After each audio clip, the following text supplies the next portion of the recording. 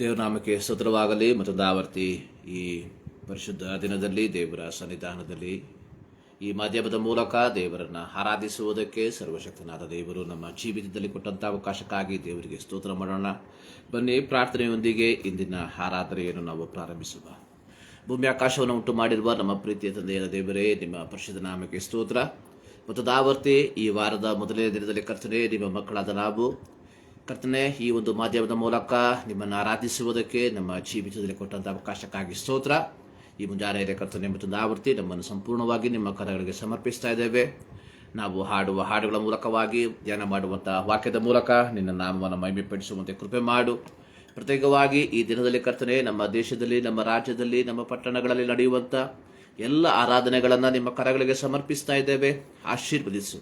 ಎಲ್ಲದರ ಮೂಲಕ ದೇವರ ನಾಮ ಮಹಿಮೆ ಹೊಂದಲಿ ಎಂಬುದಾಗಿ ನಾವು ಪ್ರಾರ್ಥಿಸ್ತಾ ಇದ್ದೇವೆ. ಪ್ರಾರ್ಥನೆ ಕಡಿತಿಗಾಗಿ ಸ್ತೋತ್ರ. ಯೇಸು ಕ್ರಿಸ್ತನ ನಾಮದಲ್ಲಿ ಬಿಡುತ್ತೇವೆ ನಮ್ಮ ಪ್ರೀತಿಯ ತಂದೆ, ಆಮೇಲೆ. ಮತ್ತದಾವರ್ತಿ ಯೇಸು ಕ್ರಿಸ್ತನ ನಾಮದಲ್ಲಿ ನನ್ನ ಪ್ರೀತಿಯ ವಂದನೆಯನ್ನು ತಿಳಿಸ್ತಾ ಇದ್ದೇನೆ. ಬನ್ನಿ, ಒಂದು ಹಾಡಿನ ಕೆಲವು ಚರಣಗಳನ್ನು ಹಾಡಿ ಪ್ರಾರಂಭದಲ್ಲಿ ದೇವರ ನಾಮವನ್ನು ನಾವು ಮಹಿಮೆಪಡಿಸುವ. ಮಹಿಮೆ ಮಹಿಮೆ ಸದಾ ಆತನಿಗೆ, ಯೇಸು ರಾಜನಿಗೆಂದಿಗಾಗಲಿ. ರಕ್ಷಣಾನಂದವ ನೀಡಿದ ಕರ್ತನ ಎಂದೆಂದು ಆಡಿ ಕೊಂಡಾಡುವೆ ಎಂಬ ಹಾಡಿನ ಚರಣಗಳನ್ನು ಹಾಡಿ ದೇವರ ನಾಮವನ್ನು ನಾವು ಮಹಿಮೆಪಡಿಸುವ. ಮಹಿಮೆ ಮಹಿಮೆ ಸದಾ ಆತನಿಗೆ, ಯೇಸು ರಾಜನಿಗೆಂದಿಗಾಗಲಿ. ಮಹಿಮೆ ಮಹಿಮೆ ಸದಾ ಆತನಿಗೆ, ಯೇಸು ರಾಜನಿಗೆಂದಿಗಾಗಲಿ. ರಕ್ಷಣಾನಂದವ ನೀಡಿದ ಕರ್ತನ ಎಂದೆಂದು ಆಡಿಕೊಂಡಾಡುವೆ. ರಕ್ಷಣಾನಂದವ ನೀಡಿದ ಕರ್ತನ ಎಂದೆಂದು ಆಡಿಕೊಂಡಾಡುವೆ. ಆನಂದವೇ ಪರಮಾನಂದವೇ,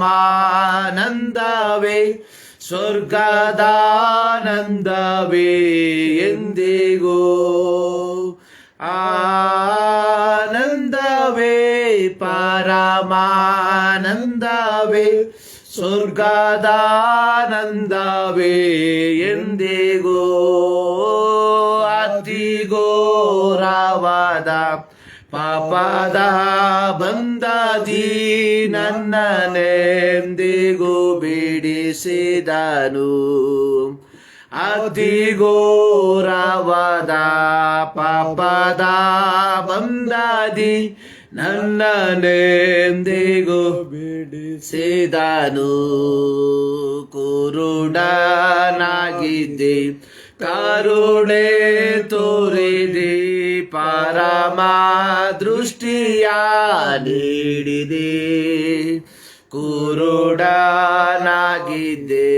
ಕರುಣೆ ತೋರಿದೆ, ಪರಮ ದೃಷ್ಟಿಯ ನೀಡಿದೆ. ಕರುಣಾ ಸಾಗರ ಪಾಪಿಯ ರಕ್ಷಿಸ, ದರಗಿಳಿದು ನೇ ಬಾಂಧವನೇ. ಕರುಣಾ ಸಾಗರ ಪಾಪಿಯ ರಕ್ಷಿಸ, ದರಗಿಳಿದು ನೇ ಬಾಂಧವನೇ. ಆನಂದವೇ ಪರಮಾನಂದವೇ, ಸ್ವರ್ಗದಾನಂದವೇ ಎಂದಿಗೂ.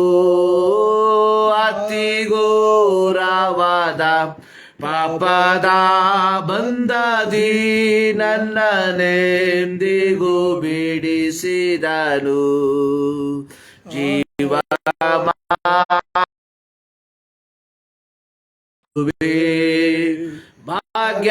ಭಾಗ್ಯಕಾನನಿಗೆ ಸೇರುವವರೆಗೆ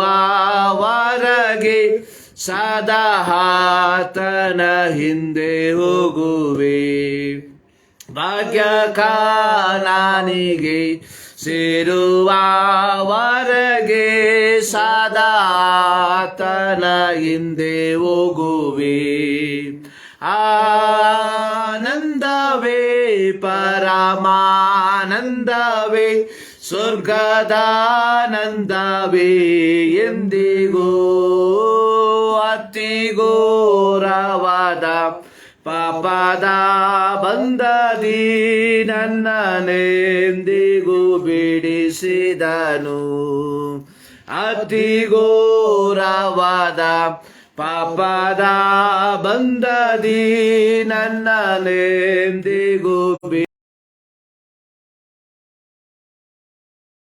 ಪಾಪದ ಬಂಧದಿ ನನ್ನನ್ನೆಂದಿಗೂ ಬಿಡಿಸಿದನು. ಅತಿಘೋರವಾದ ಪಾಪದ ಬಂಧದಿ ನನ್ನನ್ನೆಂದಿಗೂ ಬಿಡಿಸಿದನು. ಹಲ್ಲೆಲೂಯ. ಮತದಾವರ್ತಿ ಈ ಮುಂಜಾನೆಯಲ್ಲಿ ದೇವರ ಸನ್ನಿಧಾನದಲ್ಲಿ ದೇವರನ್ನ ಆರಾಧಿಸುವುದಕ್ಕೆ ದೇವರು ನಮ್ಮ ಜೀವಿತದಲ್ಲಿ ಒಂದು ಸಂದರ್ಭವನ್ನ ಅವಕಾಶವನ್ನ ಕೊಟ್ಟಿದ್ದಕ್ಕಾಗಿ ದೇವರಿಗೆ ನಾವು ಕೃತಜ್ಞತೆಯನ್ನು ಸಲ್ಲಿಸುವ.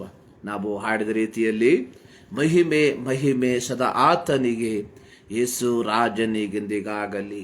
ರಕ್ಷಣಾನಂದವ.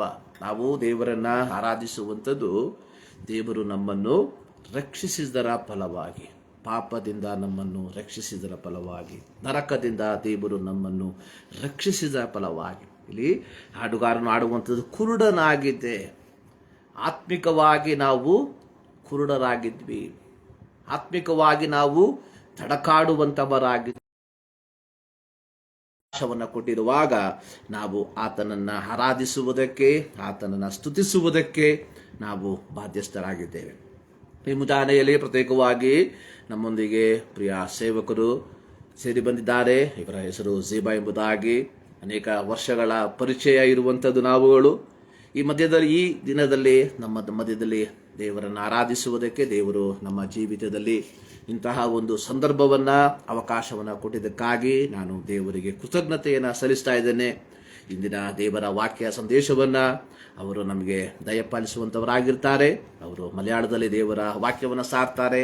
ನಾನು ಅದನ್ನು ಕನ್ನಡಕ್ಕೆ ತರ್ಜಮೆ ಮಾಡುವಂತನಾಗಿದ್ದೇನೆ.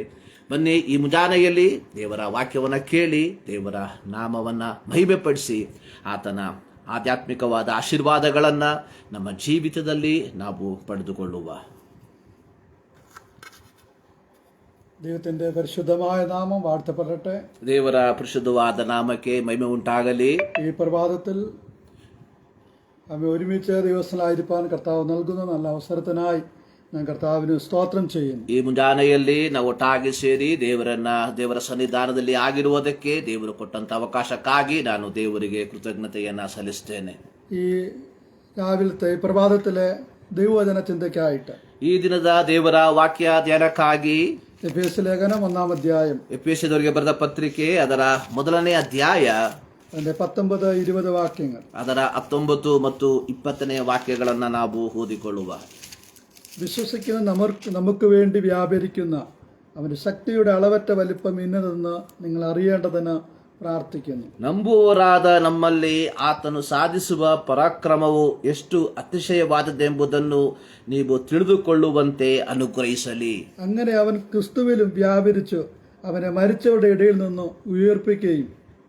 ಆತನ ಬಲಾತಿಶಯವು ಎಷ್ಟು ಮಹತ್ವವಾದದ್ದು ಕ್ರಿಸ್ತನಲ್ಲಿ ತೋರಿ ಬಂದಿದೆ. ಹೇಗೆಂದರೆ ಆತನು ಸತ್ತಿದ್ದ ಕ್ರಿಸ್ತನನ್ನು ಬದುಕಿಸಿ സ്വർഗത്തിൽ തന്റെ വലത്തുഭാഗത്ത് എല്ലാ വാഴ്ചകൾക്കും അധികാരങ്ങൾക്കും ശക്തിക്കും കർത്തൃത്വത്തിനും ഈ ലോകത്തിൽ മാത്രമല്ല വരുവാനുള്ളതിനും വിളിക്കപ്പെടുന്ന സകല നാമത്തിനും അത്യന്തമേതെ ഇരുത്തുകയും.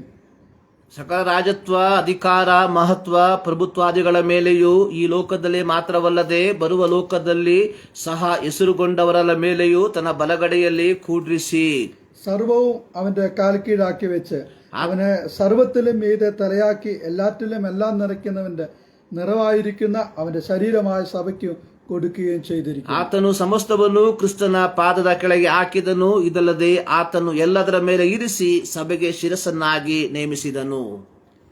എഫേസ്യ ലേഖനത്തിൽ നമുക്ക് അപ്പോസ്തലനായ പൗലോസിന്റെ രണ്ട് പ്രാർത്ഥനകൾ നമുക്ക് കാണാൻ കഴിയും. ಎಫೆಸಿಯ ಪತ್ರಿಕೆಯಲ್ಲಿ ಅಪೊಸ್ತಲನಾದ ಪೌಲನ 2 ಪ್ರಾರ್ಥನೆಗಳನ್ನು ನಾವು ನೋಡ್ತೇವೆ. അത് 1-ാം അധ്യായത്തിലും 3-ാം അധ്യായത്തിലും നമുക്ക് വായിക്കുവാൻ കഴിയുന്നു. ಅದು ಪ್ರಾರಂಭ 1ನೇ ಅಧ್ಯಾಯದಲ್ಲಿಯೂ 3ನೇ ಅಧ್ಯಾಯದಲ್ಲಿಯೂ ಇದು ಬರೆಯಲ್ಪಟ್ಟಿದೆ. ദൈവശക്തിയെക്കുറിച്ച് അതിന്റെ നിറവിനെ കുറിച്ചൊക്കെ ഈ ലേഖനത്തിൽ നമുക്ക് വായിക്കുന്നു. ದೇವರ ಶಕ್ತಿಯ ಕುರಿತಾಗಿ ಅದರ ತುಂಬುವಿಕೆಯ ಕುರಿತಾಗಿ ಈ ಪತ್ರಿಕೆಯಲ್ಲಿ ಬರೆದಿರುವುದಾಗಿ ನೋಡುತ್ತೇವೆ. നാം വായിച്ച ഈ തിരുവചന ഭാഗങ്ങളിൽ ನಾವು ಓದಿದಂತಹ ಈ ವಾಕ್ಯದಲ್ಲಿ ആമേ ദൈവത്തിന്റെ ശക്തി ആമേ കർത്താവിൽ വ്യാപരിച്ചത് എങ്ങനെയൊക്കെയാണ് എന്ന് പൗലോസ് ഇവിടെ വിവരിക്കുകയാണ്. ದೇವರ ಶಕ್ತಿಯು ಯೇಸು ಕ್ರಿಸ್ತನಲ್ಲಿ ಹೇಗೆ ವ್ಯಾಪಿಸಿತು ಎಂಬುದಾಗಿ ಪೌಲನು ವಿವರಿಸುವುದಾಗಿ ನೋಡುತ್ತೇವೆ. കർത്താവിന്റെ പുനരുദ്ധാനത്തിന് ശേഷം ಕರ್ತನ ಪುನರುತ್ಥಾನದ ನಂತರ അവൻ സ്വർഗത്തിലേക്ക് കയറിപ്പോകുകയും ಆತನು ಪರಲೋಕಕ್ಕೆ ಏರಿ ಹೋಗಿ ആ അത്യന്ത ശക്തി ദൈവം തന്റെ സഭയ്ക്ക് നൽകുകയും ചെയ്തു. ಆ ಅತ್ಯಂತವಾದ ಶಕ್ತಿಯನ್ನ ತನ್ನ ಸಭೆಗೆ ಆತನು ದಯಪಾಲಿಸಿದನು. സഭ അംഗങ്ങളായ നമ്മിലും ആ ദൈവശക്തി വ്യാപരിക്കുന്നു. ಸಭೆಯ ಭಾಗಗಳಾದ ನಮ್ಮಲ್ಲಿಯೂ ಆ ದೇವರ ಶಕ್ತಿಯು ವ್ಯಾಪಿಸುವಂತದಾಗಿದೆ. അതെങ്ങനെ വ്യാപരിക്കുന്നു എന്നാണ് പൗലോസ് ഇവിടെ പറയുന്നത്. ಅದು ಯಾವ ರೀತಿಯಾಗಿ ಕ್ರಿಯೆ ಮಾಡುತ್ತದೆ ಅಥವಾ ವ್ಯಾಪಿಸುತ್ತದೆ ಎಂಬುದಾಗಿ ಪೌಲನು ಹೇಳುವಂತವನಾಗಿದ್ದಾರೆ. ആ അത്യന്ത ശക്തി വിശ്വസിക്കുന്നവർക്ക് വേണ്ടി വ്യാപരിക്കുന്നു. ಈ ಶಕ್ತಿಯು ನಂಬುವವರಿಗಾಗಿ ಕ್ರಿಯೆ ಮಾಡುವಂತದಾಗಿದೆ. ഇതിനെക്കുറിച്ച് നമുക്ക് ഇങ്ങനെ വേണമെങ്കിൽ ചിന്തിക്കാം. ಸೊ ಇದನ್ನು ಈ ರೀತಿಯಾಗಿ ನಾವು ಯೋಚಿಸಬಹುದು. ആമേ സഭയുടെ അല്ലെങ്കിൽ ശിരസായ കർത്താവിൽ ഈ ശക്തി വ്യാപരിച്ച് ಸಭೆಯಾದ ಅಥವಾ ತಲೆಯಾದ ಕ್ರಿಸ್ತನಲ್ಲಿ ಈ ಶಕ್ತಿಯು ವ್ಯಾಪಿಸುತ್ತದೆ. ശരീരമായ അവന്റെ സഭയിൽ ഈ ശക്തി വ്യാപരിക്കും. ಶರೀರವಾಗಿರುವ ಸಭೆಯಲ್ಲಿ ಈ ಶಕ್ತಿಯು ವ್ಯಾಪಿಸುವಂತದ್ದು. സഭയാം അവന്റെ ശരീരത്തിന്റെ അംഗങ്ങളായ നമ്മിൽ ആ ദൈവശക്തി വ്യാപരിക്കും. ಸಭೆಯಾದ ಆತನ ಅಂಗಗಳಾಗಿರುವ ನಮ್ಮಲ್ಲಿಯೂ ಈ ದೇವರ ಶಕ್ತಿಯು ವ್ಯಾಪಿಸುವಂತದಾಗಿದೆ. ക്രിസ്തുവിൽ വ്യാപരിച്ചതിനെ കുറിച്ച് ഇവിടെ അപ്പോസ്തലൻ ഇവിടെ വിവരിക്കുന്നുണ്ട്. ಯೇಸು ಕ್ರಿಸ್ತನಲ್ಲಿ ತೋರಿ ಬಂದಂತಹ ಶಕ್ತಿಯ ಕುರಿತಾಗಿ ಪೌಲನು ಹೇಳುವಂತವನಾಗಿದ್ದಾನೆ. യേശു ക്രിസ്തുവിന്റെ ജനനത്തോടുള്ള ബന്ധത്തിൽ ಯೇಸು ಕ್ರಿಸ್ತನ ಜನನದ ವಿಚಾರದಲ್ಲಿ വചനം ജഡമായി ആമേ തീർന്ന് ആമേ ഈ ലോകത്തിലേക്ക് അവതരിക്കപ്പെടുമ്പോൾ ವಾಕ್ಯವು ಜಡವಾಗಿ ಈ ಲೋಕಕ್ಕೆ ಬಂದಾಗ ആമേ യേശുവിന്റെ ജനനത്തോടുള്ള ബന്ധത്തിൽ ಯೇಸುವಿನ ಜನನದ ವಿಚಾರದಲ್ಲಿ ലൂക്കോസിന്റെ സുവിശേഷം 1-ാം അധ്യായത്തിൽ നമ്മൾ ഇങ്ങനെയാണ് കാണുന്നത്. ಲೂಕನ ಸುವಾರ್ತೆ 1ನೇ ಅಧ್ಯಾಯದಲ್ಲಿ ಈ ರೀತಿಯಾಗಿ ನಾವು ನೋಡ್ತೇವೆ. ആമേ മറിയയുടെ അടുക്കൽ കർത്താവിന് ദൂതൻ വന്ന് പ്രസ്താവിക്കുമ്പോൾ ಮರಿಯಳ ಬಳಿಗೆ ದೂತನು ಬಂದು ಈ ಸಮಾಚಾರವನ್ನ ತಿಳಿಸುವಾಗ അത്യുന്നതന്റെ ശക്തി നിന്റെ മേൽ നിഴലിടും. ಪರಾತ್ಪರನ ಶಕ್ತಿಯು ನಿನ್ನ ಮೇಲೆ ಬರುವುದು. ആമേ യേശുവിന്റെ ജനനത്തോടുള്ള ബന്ധത്തിൽ ആമേ അത്യുന്നത ശക്തി ആമേ മറിയയുടെ മേൽ നിഴലിട്ടു എന്ന് നമുക്ക് കാണാൻ കഴിയും. ಯೇಸುವಿನ ಐಹಿಕ ಜನನದ ಸಮಯದಲ್ಲಿ ಪರಾತ್ಪರನ ಶಕ್ತಿಯು ಮರಿಯಳ ಮೇಲೆ ಬಂದದ್ದಾಗಿ ನಾವು ಇಲ್ಲಿ ನೋಡುತ್ತೇವೆ. ആമേ യേശുവിന്റെ ജനനത്തിൽ പരിശുദ്ധാത്മാവിന്റെ പ്രവർത്തികൾ നമുക്ക് കാണാൻ കഴിയും. ಯೇಸು ಕ್ರಿಸ್ತನ ಜನನದಲ್ಲಿ ಪವಿತ್ರಾತ್ಮನ ಕ್ರಿಯೆಯನ್ನ ನಾವು ಇಲ್ಲಿ ಕಾಣುತ್ತೇವೆ. യേശു ക്രിസ്തുവിന്റെ ദൗത്യത്തിൽ ആമേ ദൈവാത്മാവിന്റെ നിറവ് നമുക്ക് കാണാൻ കഴിയും. ಯೇಸು ಕ್ರಿಸ್ತನ ದೌತ್ಯ ಅಥವಾ ಸೇವೆಯಲ್ಲಿ ಪವಿತ್ರಾತ್ಮನ ನಡೆಸುವಿಕೆಯನ್ನ ನಾವು ನೋಡುತ್ತೇವೆ. ലൂക്കോസിന്റെ സുവിശേഷം 4-ാം അധ്യായത്തിൽ ಲೂಕನ ಸುವಾರ್ತೆ 4ನೇ ಅಧ್ಯಾಯದಲ್ಲಿ വായിക്കുമ്പോൾ യേശുവിന്റെ സ്നാനത്തിൽ ಯೇಸು ಕ್ರಿಸ್ತನ ದೀಕ್ಷಾಸ್ಥಾನದ ಸಮಯದಲ್ಲಿ അവൻ ദൈവത്തിന്റെ പരിശുദ്ധാത്മാവ് പ്രാവ് രൂപേണ അവന്റെ മേലെ ഇറങ്ങുന്നതായിട്ട് നമുക്ക് ಯೇಸು ಪವಿತ್ರಾತ್ಮನು ಪಾರಿವಾಳದ ರೂಪದಲ್ಲಿ ಆತನ ಮೇಲೆ ಬರುವಂತದನ್ನ ನಾವು ನೋಡುತ್ತೇವೆ. 40 ദിവസം മരുഭൂമിയിൽ അതിനുശേഷം ഉപവസിച്ച് നമ്മെ കടന്നു വരുന്ന കർത്താവിനെ കുറിച്ച് ലൂക്കോസ് സുവിശേഷൻ എങ്ങനെയാണ് പറയുന്നത്? ತದನಂತರ 40 ದಿನ ಮರುಭೂಮಿಯಲ್ಲಿ ಉಪವಾಸ ಬಿದ್ದು ಬಂದಂತಹ ಯೇಸು ಕ್ರಿಸ್ತನ ಕುರಿತಾಗಿ ಲೂಕನು ಈ ರೀತಿ ಹೇಳ್ತಾ ಇದ್ದಾನೆ. അവൻ ആത്മാവിന്റെ ശക്തിയോടെ ഗലീലേക്ക് മടങ്ങി വന്നു എന്നാണ്. ಆತನು ಆತ್ಮನ ಶಕ್ತಿಯಿಂದ ಗಲಿಲಾಯದಿಂದ ಹೊರಟು ಬಂದನು ಎಂಬುದಾಗಿ യെശയ്യാ പ്രവാചകനെ ആ വാക്യങ്ങളെ ഉദ്ധരിച്ചുകൊണ്ട് ಯೆಶಾಯ ಪ್ರವಾದಿಯು ಈ ಮಾತುಗಳನ್ನ ಹೇಳುತ್ತಾ ആമേ ആ ദൈവശക്തി ശുശ്രൂഷയ്ക്കായിട്ട് ആത്മാവ് എന്റെ മേലുണ്ട് എന്ന് കർത്താവ് ആലയത്തിൽ സാക്ഷിക്കുന്നതായിട്ട് കാണാൻ കഴിയും. ದೇವರ ಸೇವೆಗೋಸ್ಕರವಾಗಿ ಕರ್ತನ ಆತ್ಮವು ನನ್ನ ಮೇಲೆ ಅದೇ ಎಂಬುದಾಗಿ ಹೇಳುವಂತದನ್ನ ನೋಡುತ್ತೇವೆ. അപ്പോസ്തല പ്രവൃത്തി 10-ാം അധ്യായം 38-ാം വാക്യത്തിൽ ಅಪೊಸ್ತಲರ ಕೃತ್ಯ 10ನೇ ಅಧ್ಯಾಯದ 38ನೇ ವಾಕ್ಯದಲ್ಲಿ യേശുക്രിസ്തുവിന്റെ ശുശ്രൂഷയുടെ വ്യത്യസ്തമായ തലങ്ങളിൽ ദൈവശക്തി വ്യാപരിച്ചു. ಯೇಸು ಕ್ರಿಸ್ತನ ಸೇವೆಯ ವ್ಯತ್ಯಸ್ತಕರವಾದಂತಹ ಸ್ಥಳಗಳಲ್ಲಿ ದೇವರ ಶಕ್ತಿ ವ್ಯಾಪಿಸಿದ ಕುರಿತಾಗಿ ನೋಡುತ್ತೇವೆ. ആമേ രോഗികളെ സൗഖ്യമാക്കത്തക്കവണ്ണം കർത്താവിൽ ಆಮೇ ಆತ್ಮಶಕ್ತಿ ವ್ಯಾಪರಿച്ചു. ರೋಗಿಗಳನ್ನ ಸೌಖ್ಯಪಡಿಸುವಂತ ರೀತಿಯಲ್ಲಿ ಆತ್ಮನ ಶಕ್ತಿ ಅಲ್ಲಿ ವ್ಯಾಪಿಸಿತು. അതുകൊണ്ടാണ് കർത്താവ് തൊട്ട പലരും ആമേ സൗഖ്യമായത്. ಆದುದರಿಂದಲೇ ಕರ್ತನು ಮುಟ್ಟಿದಂತಹ ಅನೇಕರು ಸ್ವಸ್ಥತೆಯನ್ನ ಪಡಕೊಂಡಂಥದ್ದು. യേശുവിനെ തൊട്ടവരും സൗഖ്യമായി എന്ന് നമുക്ക് കാണുവാൻ കഴിയും. ಯೇಸುವನ್ನು ಮುಟ್ಟಿದಂತವರು ಬಿಡುಗಡೆಯನ್ನ ಹೊಂದಿಕೊಂಡರು ಎಂಬುದಾಗಿ ನಾವು ನೋಡುತ್ತೇವೆ. 12 സംവത്സര രക്തസ്രാവക്കാരിയായ സ്ത്രീ യേശുവിന്റെ വസ്ത്രാഗ്രം തൊട്ട് സൗഖ്യമാകുന്നതായിട്ട് കാണാൻ കഴിയും. 12 ವರ್ಷಗಳಿಂದ ರಕ್ತಸ್ರಾವವನ್ನ ಹೊಂದಿದ್ದ ಸ್ತ್ರೀ ಯೇಸುವಿನ ವಸ್ತ್ರವನ್ನ ಮುಟ್ಟಿ ಬಿಡುಗಡೆಯನ್ನ ಹೊಂದಿಕೊಂಡಳು. അവൾ വിശ്വാസത്തോടെ കർത്താവിന്റെ വസ്ത്രത്തെ തൊടുമ്പോ ಆಕೆ ನಂಬಿಕೆಯಿಂದ ಯೇಸುವಿನ ಆ ವಸ್ತ್ರದ ಅಂಚನ್ನು ಮುಟ್ಟಿದಾಗ കർത്താവിൽ നിന്ന് ശക്തി പുറപ്പെട്ട് അവൾ സ്വസ്ഥമായി എന്ന് നമുക്ക് വായിക്കുന്നു. ಯೇಸುವಿನಿಂದ ಶಕ್ತಿ ಹೊರಟು ಆಕೆ ಸ್ವಸ್ಥತೆಯನ್ನು ಹೊಂದಿಕೊಂಡಳು ಎಂಬುದಾಗಿ ನೋಡ್ತೇವೆ. രോഗ സൗഖ്യത്തിന് വേണ്ടി ശാരീരിക സൗഖ്യത്തിന് വേണ്ടി ആമേ ദൈവശക്തി ആമേ വ്യാപരിക്കുന്നതായിട്ട് കാണാൻ കഴിയും. ರೋಗ ಸೌಖ್ಯಕ್ಕೋಸ್ಕರವಾಗಿ ಅಥವಾ ಶಾರೀರಿಕ ಸೌಖ್ಯಕ್ಕೋಸ್ಕರವಾಗಿ ಯೇಸುವಿನ ಶಕ್ತಿಯು ವ್ಯಾಪಿಸುವಂತದನ್ನ ನೋಡಬಹುದು.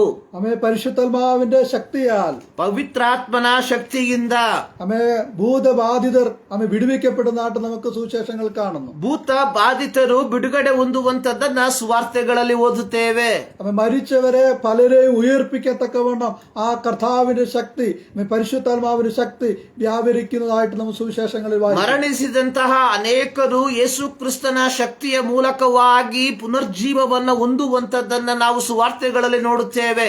ആമേ കർത്താവിന്റെ ശുശ്രൂഷയുടെ വിവിധ തലങ്ങളിൽ ദൈവശക്തിയുടെ വ്യാപാരം നമുക്ക് കാണാൻ കഴിയും. ಯೇಸು ಕ್ರಿಸ್ತನ ಸೇವೆಯ ವಿವಿಧ ಆಯಾಮಗಳಲ್ಲಿ ಯೇಸು ಕ್ರಿಸ್ತನ ಆ ಶಕ್ತಿಯನ್ನ ನಾವು ನೋಡುವಂತವರಾಗಿದ್ದೇವೆ. ഇവിടെ അപ്പോസ്തലനായ പൗലോസ് എഫേസ്യ വിശ്വാസികളെ ഓർമ്മപ്പെടുത്തുന്നത് ಇಲ್ಲಿ ಅಪೊಸ್ತಲನಾದ ಪೌಲನು ಎಫೆಸದಲ್ಲಿರುವಂತಹ ವಿಶ್ವಾಸಿಗಳಿಗೆ ಹೇಳುವಂತದ್ದು, ആമേ കർത്താവിൽ ദൈവശക്തി വ്യാപരിച്ചപ്പോൾ ಕರ್ತನಲ್ಲಿ ದೇವರ ಶಕ್ತಿ ತೋರಿ ಬಂದಾಗ ആമേ അവനെ മരിച്ചവരുടെ ഇടയിൽ നിന്ന് ആമേ ഉയർപ്പിച്ചു എന്നാണ് കാണാൻ കഴിയുന്നത്. ಆತನನ್ನು ಸತ್ತವರ ಮಧ್ಯದಿಂದ ಬದುಕಿಸಿದನು ಎಂಬುದಾಗಿ ನೋಡುತ್ತೇವೆ. അതൊരു പുനരുദ്ധാരണത്തിന്റെ ശക്തിയായിട്ട് നമുക്ക് കാണാൻ കഴിയും. ಅದು ಒಂದು ಪುನರುತ್ಥಾನದ ಶಕ್ತಿಯಾಗಿ ನಾವು ಕಾಣಬಹುದು. ആമേ കർത്താവിൽ ദൈവത്തിന്റെ ആത്മാവ് വ്യാപരിക്കപ്പെടുമ്പോൾ ಕರ್ತನಲ್ಲಿ ದೇವರ ಆತ್ಮವು ವ್ಯಾಪಿಸಿದಾಗ ആമേ മരിച്ചവരുടെ ഇടയിൽ നിന്നുള്ള ആമേ പുനരുദ്ധാനം ആ ശക്തിയാൽ സംഭവിക്കുന്നു. ಸತ್ತವರೊಳಗಿಂದ ಒಂದು ಪುನರುತ್ಥಾನವು ಆ ಶಕ್ತಿಯ ಮೂಲಕ ವ್ಯಾಪಿಸುವಂತದಾಗಿದೆ. അപ്പോസ്തലനായ പൗലോസ് റോമ സഭയ്ക്ക് ലേഖനം എഴുതുമ്പോൾ ಅಪೊಸ್ತಲನಾದ ಪೌಲನು ರೋಮಾಪುರದವರಿಗೆ ಪತ್ರಿಕೆಯನ್ನ ಬರೆಯುವಾಗ 8-ാം അധ്യായം അതിന്റെ 9, 10, 11 വാക്യങ്ങളിൽ നമുക്കത് കാണാൻ കഴിയും. 8ನೇ ಅಧ್ಯಾಯ 9, 10 ವಾಕ್ಯಗಳಲ್ಲಿ ಅದನ್ನು ನಾವು ನೋಡುತ್ತೇವೆ. ആമേ കർത്താവിന്റെ ശക്തി ആമേ കർത്താവിന്റെ ഉയർപ്പിൽ വ്യാപരിക്കുന്നു. ಅಲ್ಲಿ ಕರ್ತನ ಶಕ್ತಿಯು ಕರ್ತನ ಪುನರುತ್ಥಾನದಲ್ಲಿ ವ್ಯಾಪಿಸುವಂತದಾಗಿದೆ.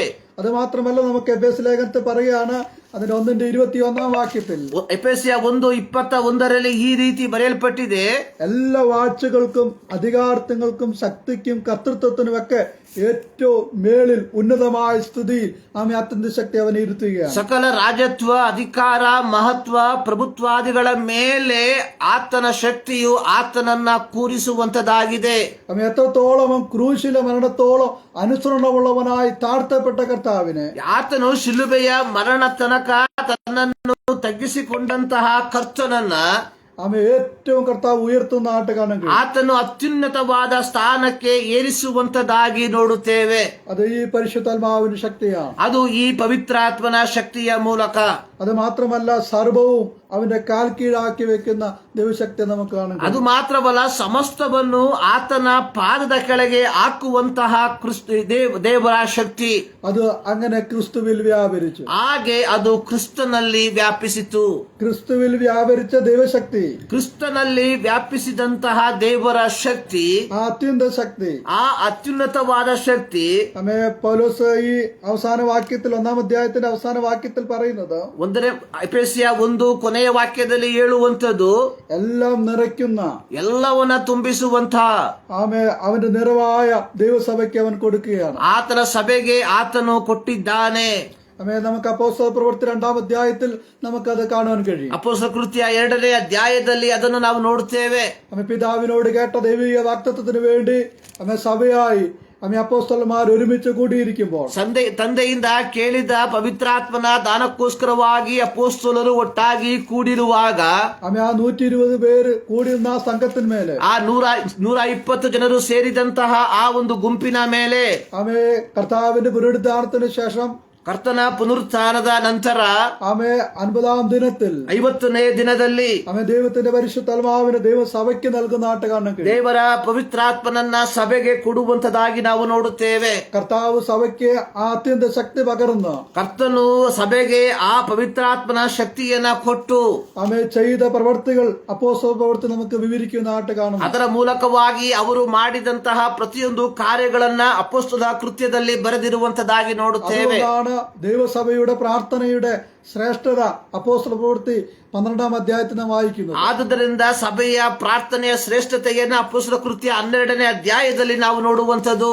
4-ാം അധ്യായത്തിലും 12-ാം അധ്യായത്തിലൊക്കെ സഭയുടെ പ്രാർത്ഥന നമുക്ക് കാണാൻ കഴിയും. 4ನೇ ಅಧ್ಯಾಯ ಮತ್ತು 12ನೇ ಅಧ್ಯಾಯದಲ್ಲಿ ಸಭೆಯ ಪ್ರಾರ್ಥನೆಯ ಕುರಿತಾಗಿ ಬರೆದಿರುವಂತದ್ದನ್ನ ನೋಡುತ್ತೇವೆ. പ്രതിസന്ധികളുടെ നടുവിൽ ಪ್ರತಿಕೂಲಗಳ ನಡುವೆ ആമേ ദൈവപ്രവൃത്തിക്ക് വേണ്ടി ದೇವರ ಕ್ರಿಯೆಗೋಸ್ಕರ ആമേ പ്രാർത്ഥിക്കുമ്പോൾ ಅವರು ಪ್ರಾರ್ಥನೆ ಮಾಡಿದಾಗ ആ പ്രാർത്ഥനയുടെ അനന്തര ഫലങ്ങളായിട്ട് ദൈവശക്തിയുടെ വ്യാപാരം നമുക്ക് കാണാൻ കഴിയും. ಆ ಪ್ರಾರ್ಥನೆಯ ಪ್ರತ್ಯುತ್ತರವಾಗಿ ದೇವರ ಶಕ್ತಿ ವ್ಯಾಪಿಸುವಂತದನ್ನ ನಾವು ನೋಡುತ್ತೇವೆ.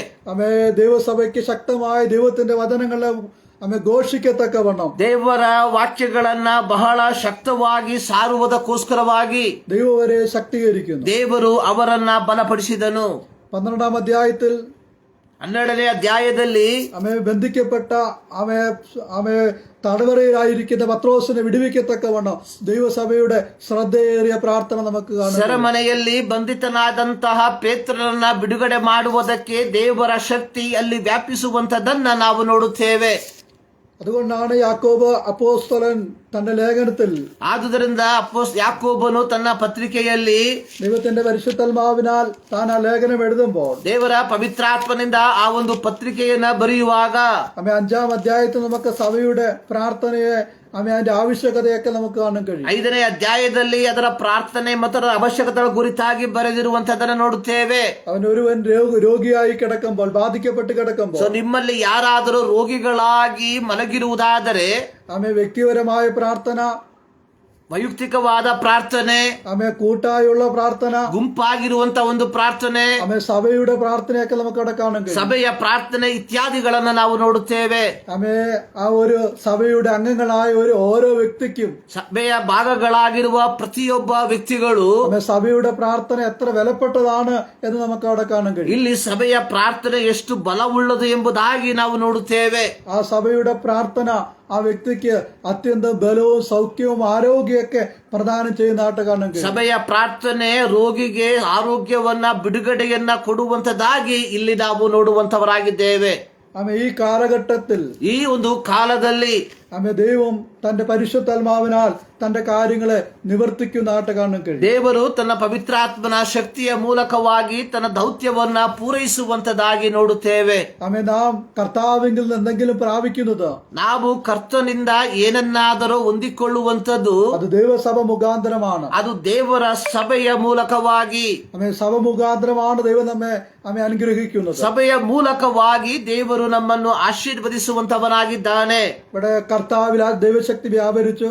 ಇಲ್ಲಿ ಕರ್ತನಲ್ಲಿ ದೇವರ ಶಕ್ತಿಯು ವ್ಯಾಪಿಸಿ ആമേ സഭയുടെ തലയായ ക്രിസ്തുവിൽ വ്യാപരിച്ചതുപോലെ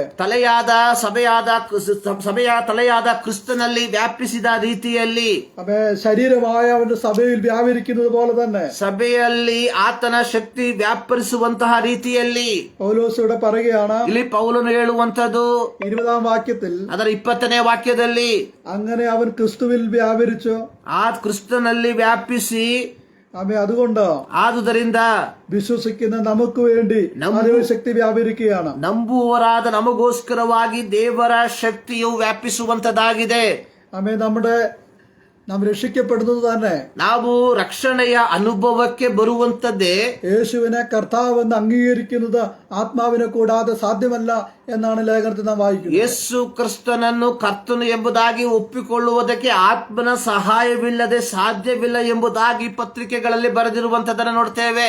അതേ രീതിയായി ആ ദൈവശക്തി വ്യക്തിപരമായി ആ നിറവ് നാം പ്രാപിപ്പാൻ തിരുവചനം നമ്മെ പഠിപ്പിക്കുന്നു. ಅದೇ ರೀತಿಯಾಗಿ ವೈಯಕ್ತಿಕವಾಗಿ ಪ್ರತಿಯೊಬ್ಬರು ದೇವರ ಈ ಶಕ್ತಿಯನ್ನ ಪಡಕೊಳ್ಳಬೇಕು ಎಂಬುದಾಗಿ ದೇವರ ವಾಕ್ಯ ನಮಗೆ ಬುದ್ಧಿಯನ್ನ ಹೇಳುವಂತದಾಗಿದೆ. ആ ശക്തി നമ്മുടെ അന്തരാത്മാവിൽ കർത്താവ് പകരുകയാണ്. ಈ ಶಕ್ತಿಯನ್ನು ದೇವರು ನಮ್ಮ ಆತ್ಮದಲ್ಲಿ ಕೊಡುವಂತವನಾಗಿದ್ದಾನೆ. അങ്ങനെയുള്ളവന്റെ പ്രാർത്ഥനയാണ് ഫലകരമായി തീരുന്നത്. ಸೊ ಇಂಥವರ ಪ್ರಾರ್ಥನೆಯು ಫಲಭರಿತವಾದಂತದಾಗಿರುತ್ತದೆ.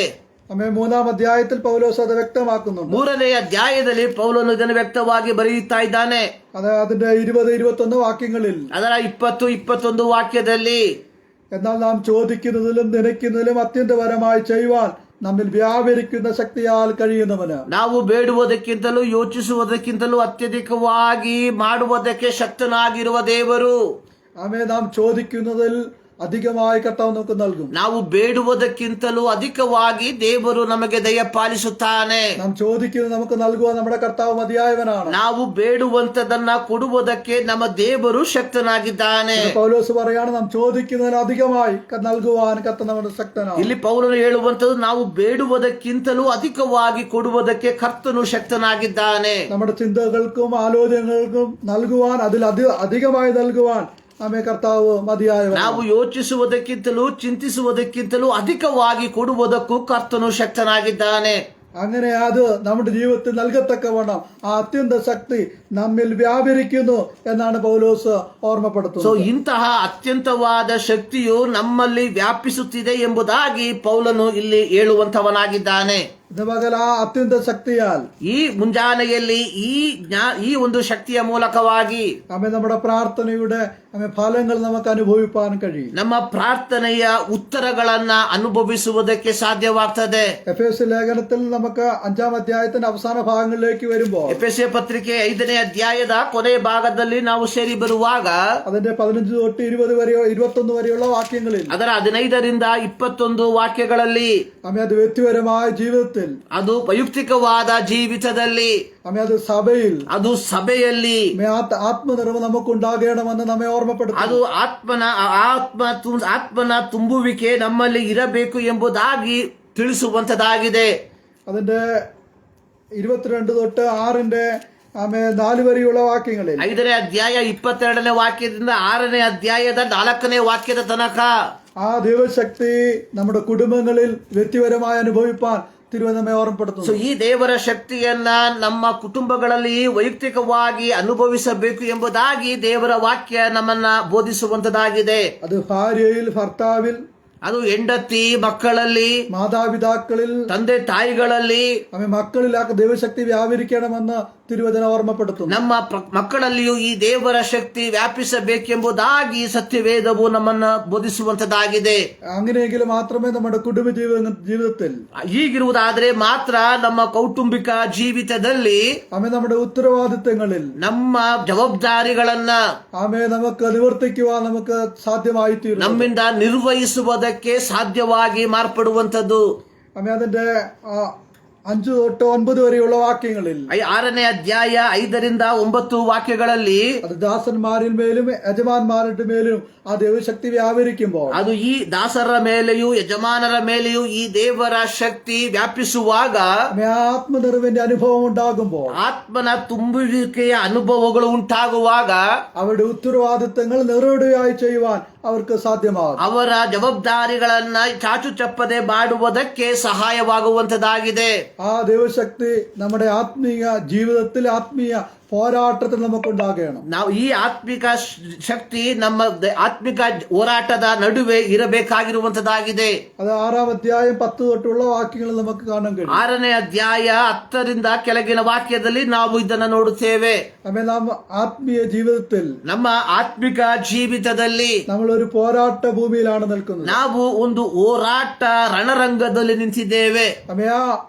ಆತ್ಮೀಯ ಹೋರಾಟದ ನಾವು ತೋಟು ಹೋಗಾದೆ ನಾವು ಈ ಆತ್ಮಿಕ ಹೋರಾಟದಲ್ಲಿ ಸೋತು ಹೋಗದೆ ജയകരമായി നിൽക്കത്തക്കവണ്ണം ಜಯಕರವಾಗಿ ನಿಲ್ಲುವುದಕ್ಕೆ അവൻ കർത്താവിന്റെ ശക്തിയിൽ നാം അമിത ബലത്തിൽ നാം ബലം ധരിക്കുകയാണ് ನಾವು ಕರ್ತನ ಶಕ್ತಿಯಲ್ಲಿ ನಾವು ಬಲವನ್ನ ಹೊಂದುವಂತವರಾಗಿರಬೇಕು.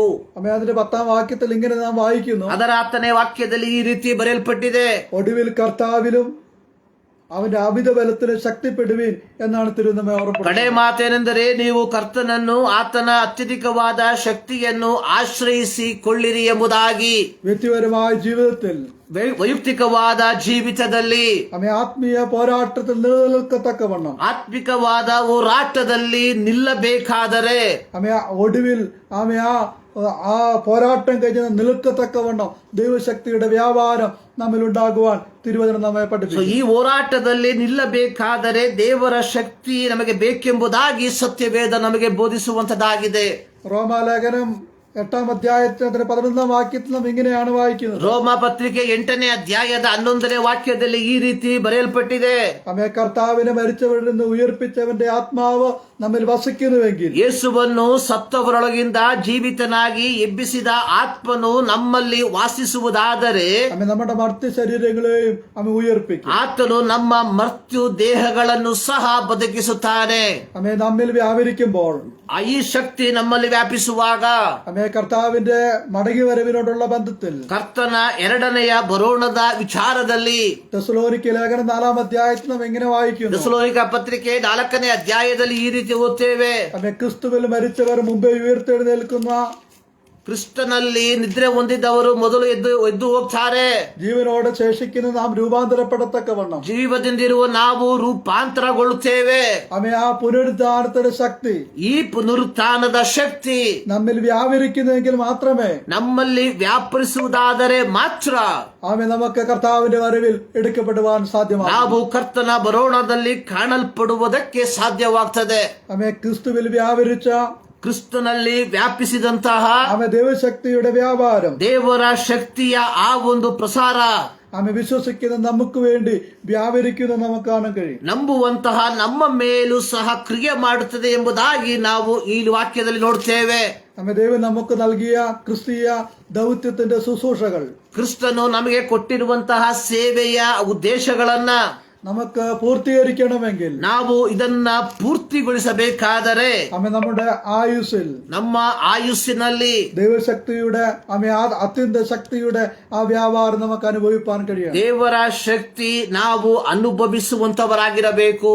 അവൻ നമ്മുടെ ജീവിതത്തിൽ അതുകൊണ്ട് നമുക്ക് ആ ശുശ്രൂഷ ധന്യമായി തീരുവാൻ സാധ്യമാണ്. ಆಗ ನಮ್ಮ ಸೇವೆಯು ಧನ್ಯಕರವಾಗಿ ಮಾರ್ಪಡುವುದಕ್ಕೆ ಸಾಧ್ಯವಾಗ್ತದೆ. അവൻ നമ്മുടെ രക്ഷയിൽ നമ്മുടെ വിശ്വാസ സ്നാനത്തിന്റെ അനുഭവങ്ങളിൽ ನಮ್ಮ ರಕ್ಷಣೆಯಲ್ಲಿ ನಮ್ಮ ರಕ್ಷಾ ಸ್ಥಾನದ ವಿಚಾರಗಳಲ್ಲಿ ദൈവാത്മാവ് നമുക്ക് നൽകിയ ആ ശുശ്രൂഷകളെ നിർവടിയായി ചെയ്യത്തക്കവണ്ണം ದೇವರ ಆತ್ಮನು ನಮಗೆ ಕೊಟ್ಟಿರುವಂತಹ ಸೇವೆಗಳನ್ನ ಚಾಚು ತಪ್ಪದೆ ಮಾಡುವುದಕ್ಕೆ നമ്മുടെ പുനരുദ്ധാനത്തിൽ ನಮ್ಮ ಪುನರುತ್ಥಾನದಲ್ಲಿ നമുക്ക് ആ ഭാഗ്യകരമായ അനുഭവങ്ങളൊക്കെ പ്രാപിക്കത്തക്കവണ്ണം ಆ ಭಾಗ್ಯಕರವಾದಂತಹ ಪ್ರತಿಯೊಂದು ಅನುಭವಗಳನ್ನ ಹೊಂದಿಕೊಳ್ಳುವುದಕ್ಕೆ ദൈവത്തിന്റെ ആത്മാവിന്റെ ആ നിറവ് വ്യാപാരം നമുക്കുണ്ടാകുക, ದೇವರ ಆತ್ಮನ ಆ ಒಂದು ಶಕ್ತಿ ನಮ್ಮಲ್ಲಿ ಉಂಟಾಗಬೇಕು. അതുകൊണ്ടാണ് പൗലോസ് 19ാം വാക്യത്തിൽ പറയുകയാണ്, 1ാം അധ്യായം, ಆದುದರಿಂದ ಪೌಲನು 19ನೇ ವಾಕ್ಯದಲ್ಲಿ ಹೇಳ್ತಾ ಇದ್ದಾನೆ, വിശ്വസിക്കുന്ന നമുക്ക് വേണ്ടി വ്യാപരിക്കുന്ന കർത്താവിന്റെ ആ അളവറ്റ വലിപ്പം നാം തിരിച്ചറിയാം. ನಂಬುವರಾದ ನಮ್ಮಲ್ಲಿ ಸಾಧಿಸುವಂತಹ ಆ ಒಂದು ಶಕ್ತಿಯನ್ನ ನಾವು ತಿಳಿದುಕೊಳ್ಳಬೇಕು. അത് ഭൗതികമായ എന്തെങ്കിലും നേടേണ്ടതിന് വേണ്ടിയല്ല, ಇದು ಭೌತಿಕ ಲೌಕಿಕವಾಗಿ ಏನನ್ನಾದರೂ ಹೊಂದಿಕೊಳ್ಳುವುದಕ್ಕೋಸ್ಕರವಾಗಿ ಅಲ್ಲ. ഈ ലോകത്തിൽ സുഖസൗകര്യമായ ഒരു ജീവിതത്തിന് വേണ്ടി നമ്മെ പ്രാപ്തീകരിക്കേണ്ടതിനല്ല, ಈ ಲೋಕದ ಸುಖ ಸೌಕರ್ಯವಾದ ಜೀವಿತವನ್ನ ಹೊಂದಿಕೊಳ್ಳುವುದಕ್ಕೋಸ್ಕರವಾಗಿ ಇರುವಂತದ್ದು ಅಲ್ಲ. നമ്മുടെ ആത്മീയ ജീവിതത്തിന്റെ പരിപോഷണത്തിനാണ് ദൈവസഭയുടെ വളർച്ചയ്ക്ക് അല്ലെങ്കിൽ നമ്മുടെ വളർച്ചയ്ക്ക് ദൈവസഭയോട് നമുക്ക് ചേർന്ന് നിൽക്കത്തക്കവണ്ണം ഈ ശക്തി കർത്താവ് നമുക്ക് നൽകും. ನಮ್ಮ ಬೆಳವಣಿಗೆಗೆ ನಮ್ಮ ಆತ್ಮಿಕ ಬೆಳವಣಿಗೆಗೆ ದೇವರ ಸಭೆಯೊಂದಿಗೆ ಸೇರಿ ನಮ್ಮನ್ನ ಒಂದು ಮಾಡುವುದಕ್ಕೆ ಈ ಶಕ್ತಿ ನಮ್ಮಲ್ಲಿ ವ್ಯಾಪಿಸುವಂತದ್ದಾಗಿದೆ. പൗലോസ് എഫെസി വിശ്വാസികള് ആ ദൈവശക്തിയുടെ അനുഭവം പ്രാപിപ്പാൻ അത് തിരിച്ചറിയുവാൻ അവർ ഓർമ്മപ്പെടുത്തുന്ന ಇಲ್ಲಿ ಪೌಲನು ಎಫೆಸದಲ್ಲಿರುವಂತಹ ವಿಶ್ವಾಸಿಗಳು ದೇವರ ಶಕ್ತಿಯ ಕುರಿತಾಗಿ ಪೂರ್ಣವಾದ ಗ್ರಹಿಕೆಯನ್ನ ಹೊಂದಿಕೊಳ್ಳಬೇಕು ಎಂಬುದಾಗಿ ತಿಳಿಸಿಕೊಡುವಂತವನಾಗಿದ್ದಾನೆ. ആമേൻ. നമ്മിൽ പകരുന്ന ദൈവശക്തി എന്തിനു വേണ്ടി കർത്താവ് നമുക്ക് നൽകി എന്നുള്ളൊരു തിരിച്ചറിവ് ഈ പകൽ നമുക്കുണ്ടാകട്ടെ. ಸೊ ಯಾತಕ್ಕೋಸ್ಕರವಾಗಿ ದೇವರ ಶಕ್ತಿಯನ್ನ ನಮಗೆ ಕೊಟ್ಟಿದ್ದಾನೆ ಎಂಬುವಂತಹ ಒಂದು ಪುನರ್ ತಿಳುವಳಿಕೆ ನಮಗೆ ಬೇಕಾಗಿರುವಂತದ್ದು ಬಹಳ ಪ್ರಾಮುಖ್ಯ. കർത്താവിൽ ആ ശക്തി വ്യാപരിച്ചപ്പോൾ, ಕರ್ತನಲ್ಲಿ ಆ ಶಕ್ತಿಯು ವ್ಯಾಪಿಸಿದಾಗ, ഗലീലയിലും യഹൂദയിലും ഒക്കെ കർത്താവ് യെരുശലേമിലൊക്കെ എന്താണ് ചെയ്തത് എന്ന് നമുക്ക് കാണാൻ കഴിയും. ಆತನು ಗಲಿಲಾಯದಲ್ಲಿ ಯೆರೂಸಲೇಮಿನಲ್ಲಿ ಏನೆಲ್ಲ ಮಾಡಿದನು ಎಂಬುದಾಗಿ ನಾವು ತಿಳಿದಂತವರಾಗಿದ್ದೇವೆ. അവന്റെ പുനരുദ്ധാനത്തിന് ശേഷം, ಆತನ ಪುನರುತ್ಥಾನದ ನಂತರ ദൈവസഭയ്ക്ക് ആ ദൈവശക്തിയെ കർത്താവ് നൽകിയപ്പോൾ, ಆ ದೇವರ ಶಕ್ತಿಯನ್ನ ಅಥವಾ ಪವಿತ್ರಾತ್ಮನನ್ನ ಕರ್ತನು ಸಭೆಗೆ ಕೊಟ್ಟಾಗ, സഭയിൽ എങ്ങനെയാണ് ആ ദൈവശക്തിയുടെ വ്യാപാരം ഉണ്ടായത്, ദൈവസഭ അല്ലെങ്കിൽ അപ്പോസ്തലന്മാർ എങ്ങനെ ആ ദൈവശക്തിയെ ഉപയോഗിച്ചു എന്ന് നമുക്ക് കാണാൻ കഴിയും. ಸೊ ಅಪೋಸ್ತಲರು ಈ ದೇವರ ಬಲದಿಂದ ಏನೆಲ್ಲ ಮಾಡಿದರು ಎಂಬುವಂತದನ್ನ ನಾವು ಸತ್ಯವೇದದಲ್ಲಿ ನಾವು ನೋಡುವಂತವರಾಗಿದ್ದೇವೆ. ആത്മശക്തിയുടെ ഒരു നടത്തിപ്പ് ಅಪೋಸ್ತಲಮಾರಿൽ ವ್ಯಾಪರಿക്കുന്നതായിട്ട് കാണാൻ. ಆತ್ಮಶಕ್ತಿಯ ಒಂದು ನಡೆಸುವಿಕೆ ಅಪೋಸ್ತಲರ ಸೇವೆಯಲ್ಲಿ ಕಾಣುವಂತವರಾಗಿದ್ದೇವೆ. നാം ആത്മാവിനെ ഉപയോഗിക്കുകയല്ല, ನಾವು ಆತ್ಮನನ್ನ ಉಪಯೋಗಿಸುವಂತವರಲ್ಲ. ദൈവാത്മാവിനെ നാം വിധേയപ്പെടുത്തുമ്പോൾ, ನಾವು ದೇವರ ಆತ್ಮನಿಗೆ ವಿಧೇಯರಾಗುವಾಗ ദൈവാത്മാവാണ് നമ്മെ ഉപയോഗിക്കുന്നത്. ದೇವರ ಆತ್ಮನು ನಮ್ಮನ್ನ ಉಪಯೋಗಿಸುತ್ತಾನೆ. ഈ കാലഘട്ടത്തിൽ, ಈ ಕಾಲಘಟ್ಟಗಳಲ್ಲಿ, ഈ അന്ത്യകാലത്ത്, ಈ ಅಂತ್ಯ ಕಾಲದಲ್ಲಿ ವಿಶ್ವಾಸತಾಲ, ನಂಬಿಕೆಯಿಂದ ದೇವರಾಗಿ ಕರ್ತಾവ് നമ്മെ കുറിച്ച്, ಕರ್ತನು ನಮ್ಮ ಕುರಿತಾಗಿ ಆಗ್ರಹಿക്കുന്ന, ಇಚ್ಛಿಸುವಂತಹ ಆತ್ಮೀಯ ಕಾರ್ಯങ്ങൾ, ಆತ್ಮಿಕವಾದ ಕಾರ್ಯಗಳನ್ನ ನಿವರ್ತಿക്കുവാൻ, ನಾವು ನಿರ್ವಹಿಸುವುದಕ್ಕೆ ദൈവത്തിന്റെ ആത്മാവ് നമ്മെ സഹായിക്കട്ടെ. ದೇವರ ಆತ್ಮನು ನಮ್ಮನ್ನು ಸಹಾಯ ಮಾಡಲಿ. ആത്മാവിന്റെ നിറവ് നമ്മിൽ ഉണ്ടാകുമ്പോൾ, ಈ ಆತ್ಮನ ತುಂಬುವಿಕೆ ನಮ್ಮಲ್ಲಿ ಉಂಟಾಗುವಾಗ എന്തൊക്കെ ചെയ്യുന്നു, എന്തൊക്കെ ആയിരിക്കണമെന്ന് എഫെസ് ലേഖനം അവസാന ഭാഗങ്ങൾ നമുക്ക് കാണാൻ കഴിയും. ಎಫೆಸ ಪತ್ರಿಕೆ ಕೊನೆಯ ಅಧ್ಯಾಯಗಳಲ್ಲಿ ಇದನ್ನು ನಾವು ಕಾಣ್ತೇವೆ. ಅದು നമ്മുടെ കുടുംബങ്ങളിലും വ്യക്തിപരമായ ജീവിതത്തിലും, ಅದು ನಮ್ಮ ಕುಟುಂಬದ ಮತ್ತು ವೈಯಕ್ತಿಕ ಜೀವಿತಗಳಲ್ಲಿ, നമ്മുടെ ആത്മീയ പോരാട്ട ഭൂമികളിൽ, ನಮ್ಮ ಆತ್ಮಿಕ ಹೋರಾಟದ ಸ್ಥಳಗಳಲ್ಲಿ ആത്മശക്തിയോടെ നിലകൊള്ളുവാൻ, ಆತ್ಮಶಕ್ತಿಯಿಂದ ನಿಲ್ಲುವುದಕ್ಕೆ കർത്താവിന്റെ പരിശുദ്ധാത്മാവ് നമ്മെ സഹായിക്കട്ടെ. ಕರ್ತನ ಆತ್ಮನು ನಮಗೆ ಸಹಾಯ ಮಾಡಲಿ. എഫെസ് ലേഖനം 6-ാം അധ്യായം, ಎಫೆಸ ಪತ್ರಿಕೆ 6ನೇ ಅಧ್ಯಾಯ അതിന്റെ 10-11 ವಾಕ್ಯ ഒന്ന് വായിക്കാം. ಅದು 10 ಮತ್ತು 11ನೇ ವಾಕ್ಯದಲ್ಲಿ ಮತ್ತೊಂದಾವತಿ ಓದಿಕೊಳ್ಳುವ. ಕಡೆ ಮಾತೇನೆಂದರೆ, ನೀವು ಕರ್ತನನ್ನು ಆತನ ಅತ್ಯಧಿಕವಾದ ಶಕ್ತಿಯನ್ನು ಆಶ್ರಯಿಸಿಕೊಂಡವರಾಗಿ ಬಲಗೊಳ್ಳಿರಿ. ಸೈತಾನನ ತಂತ್ರೋಪಾಯಗಳನ್ನ ನೀವು ಎದುರಿಸಿ ನಿಲ್ಲುವುದಕ್ಕೆ ಶಕ್ತರಾಗುವಂತೆ ದೇವರು ದಯಪಾಲಿಸುವ ಸರ್ವಾಯುಧಗಳನ್ನ ಧರಿಸಿಕೊಳ್ಳಿರಿ. ಹಲ್ಲೆಲೂಯಾ. ഒടുവിൽ ಕಡೆ ಮಾತು, കർത്താവിൽ നമുക്ക് ശക്തിപ്പെടുവാൻ പൗലോസ് ഓർമ്മപ്പെടുത്തുന്നു. ಕರ್ತನಲ್ಲಿ ಬಲಗೊಳ್ಳಿರಿ ಎಂಬುದಾಗಿ ಪೌಲನು ನಮ್ಮನ್ನು ಉತ್ತೇಜಿಸುವಂತವನಾಗಿದ್ದಾನೆ. ഈ ദിവസങ്ങളിൽ, ಈ ದಿನಗಳಲ್ಲಿ കർത്താവിൽ നമുക്ക് ശക്തിപ്പെടാം. ಕರ್ತನಲ್ಲಿ ನಾವು ಬಲಗೊಳ್ಳುವ, ക്രിസ്തുവിൽ വ്യാപരിച്ച ദൈവശക്തി, ಕ್ರಿಸ್ತನಲ್ಲಿ ವ್ಯಾಪಿಸಿದಂತಹ ದೇವರ ಶಕ್ತಿ, അത് ദൈവം തന്റെ സഭയ്ക്ക് നൽകിയിരിക്കുന്നു. ದೇವರು ತನ್ನ ಸಭೆಗೆ ಅದನ್ನು ಕೊಟ್ಟಿದ್ದಾನೆ. നമ്മിൽ, ಆ ಸಭೆയുടെ ಅಂಗങ്ങളായ നമ്മിൽ, ಆ ಸಭೆಯ ಭಾಗಗಳಾಗಿರುವ ನಮ್ಮಲ್ಲಿಯೂ ವಿಶ್ವಾಸತಾಲ್ ಆ ದೇವಶಕ್ತಿ ವ್ಯಾಪರಿക്കുകയാണ്. ನಂಬಿಕೆಯಿಂದ ಆ ದೇವರ ಶಕ್ತಿ ವ್ಯಾಪಿಸುವಂತದಾಗಿದೆ. ವಿಶ್ವಾಸತಾಲ್, ನಂಬಿಕೆಯಿಂದ നമ്മിൽ ಆ ದೇವಶಕ್ತಿ വെളിപ്പെടുവാൻ, ನಮ್ಮಲ್ಲಿ ಆ ದೇವರ ಶಕ್ತಿ ಗೋಚರವಾಗುವುದಕ್ಕೆ കർത്താവിന്റെ സന്നിധാനത്തിൽ നമുക്ക് ഏൽപ്പിക്കാം. ಕರ್ತನ ಸನ್ನಿಧಾನದಲ್ಲಿ ನಮ್ಮನ್ನೇ ನಾವು ಒಪ್ಪಿಸಿಕೊಡುವ. ಈ ವಚನಗಳಾൽ ಕರ್ತಾവ് ನಮ್ಮೆಲ್ಲವരെയും അനുഗ്രഹിക്കുമാറാകട്ടെ. ಈ ವಾಕ್ಯಗಳ ಮೂಲಕ ದೇವರು ನಿಮ್ಮೆಲ್ಲರನ್ನ ಧಾರಾಳವಾಗಿ ಆಶೀರ್ವದಿಸಲಿ. ಕಡೆ ಮಾತೇನೆಂದರೆ, ನೀವು ಕರ್ತನನ್ನು ಆತನ ಅತ್ಯಧಿಕವಾದ ಶಕ್ತಿಯನ್ನ ಆಶ್ರಯಿಸಿಕೊಂಡವರಾಗಿ ಬಲಗೊಳ್ಳಿರಿ. ಕ್ರೈಸ್ತ ಜೀವಿತ ಅನ್ನುವಂಥದ್ದು ಸ್ವಾಮರ್ಥ್ಯದ ಮೇಲೆ, ಸ್ವವಾದಂತಹ ಯೋಚನೆಯ ಮೇಲೆ ನಿರ್ವಹಿಸುವಂಥದ್ದಲ್ಲ. ಆತನ ಶಕ್ತಿಯಲ್ಲಿ, ಪವಿತ್ರಾತ್ಮನ ನಡೆಸುವಿಕೆಯಲ್ಲಿ ನಾವು ಜೀವಿಸುವಂತವರಾಗಿರಬೇಕು ಎಂಬುವಂಥದ್ದನ್ನ ದೇವರ ವಾಕ್ಯ ನಮ್ಮನ್ನ ಬೋಧಿಸುವಂಥದ್ದಾಗಿದೆ. ಈ ಮುಂಜಾನೆಯಲ್ಲಿ ಕೇಳಲ್ಪಟ್ಟಂತಹ ದೇವರ ವಾಕ್ಯ ನಮ್ಮೆಲ್ಲರ ಜೀವಿತದಲ್ಲಿ ಆಧ್ಯಾತ್ಮಿಕವಾದ ಬೆಳವಣಿಗೆಗೆ ಅದು ಆಶೀರ್ವಾದದಾಯಕವಾಗಿ ಉದುಗಲಿ ಎಂಬುದಾಗಿ ನಾನು ಪ್ರಾರ್ಥಿಸುವಂತವನಾಗಿದ್ದೇನೆ. ಬನ್ನಿ ಪ್ರಾರ್ಥನೆ ಮಾಡುವ. ಭೂಮಿ ಆಕಾಶವನ್ನು ಉಂಟು ಮಾಡಿರುವ ನಮ್ಮ ಪ್ರೀತಿಯ ತಂದೆಯಾದ ದೇವರೇ, ಮತ್ತು ನಾವರ್ತಿ ನಿಮ್ಮ ಸನ್ನಿಧಾನಕ್ಕೆ ನಾವು ಸಿರಿ ಬರ್ತಾ ಇದ್ದೇವೆ.